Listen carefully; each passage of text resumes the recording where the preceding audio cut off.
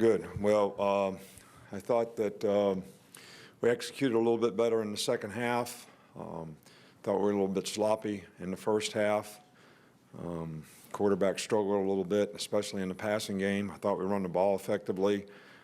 Defensively, we played pretty well and got some sacks and turnovers and scored on defense. So all in all, I think that it's a good win for us. I knew this would be a tough game, as I said to many people all week.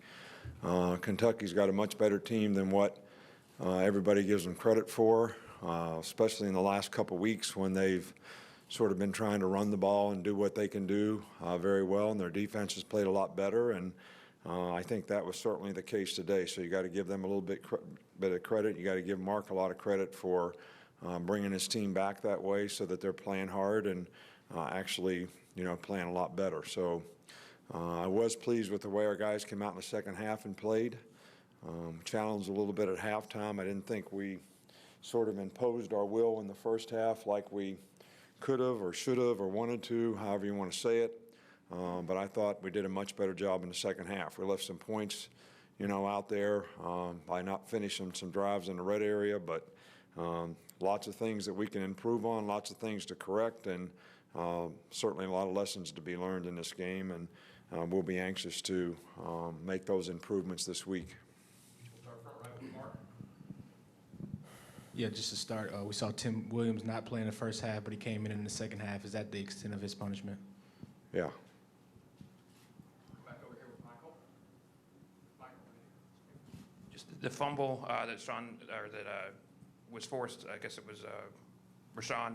It looked like a perfect form for what you guys want, stripping the ball. I guess what did you see on that play? Well, we wanted to attack the ball, especially on the quarterback. We thought he was a little loose with the ball. I think the players did a good job of that, today, and that was certainly a big play in the game because we were struggling a little bit on offense, and the score was 10-3, and they were hanging in the game, and that was a big momentum swing for us, and that's what we work on, to try to strip the ball out every day in practice, and that'll be something that we can show the other players when you do it correctly. You certainly have a chance to get the kind of consequences that you like and get the ball out. Still in the front row here with Ken. Just wanted to ask you about Joshua Jacobs' play, particularly in that drive. I think he carried like 6 straight times right down the field and scored. Right. Well, Josh is really playing well. He's done a nice job for us. We have a lot of confidence in Josh. We have a lot of confidence in Damian Harris, who has played extremely well for us all year long. He was coming off a little bit of a high ankle sprain, wasn't able to practice quite as much this week. Was okay and cleared to play in the game, but we decided that we would just spot play him and use him in third down, and that gave Josh a little more opportunity, and he certainly took advantage of it and did a great job. Back left with Tommy. Coach, what made the pass rush so effective tonight? Looked like you got a lot of guys involved. Is that something you see improving week to week? Well, they did a lot of 7-man protection on third down. You should notice they kept the tight end in the backfield and the back. And, when you do that, it's really hard, 7 guys blocking 4.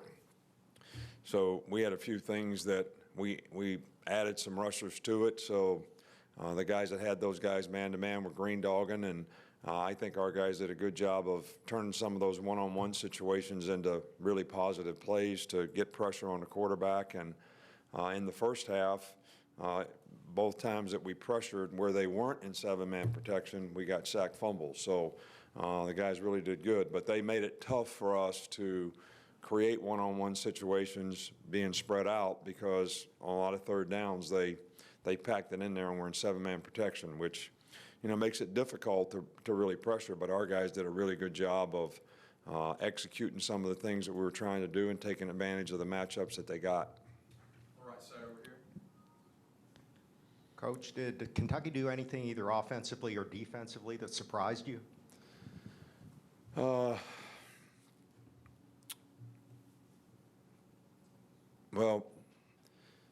they played a little more 4 wideouts today, which they had done earlier in the season pretty effectively and hadn't done as much the last couple weeks. And they created a couple mismatch issues for us relative to how we matched them up, and that was a little bit of an issue for us on a couple third downs, but it's something we'll have to definitely do in the future.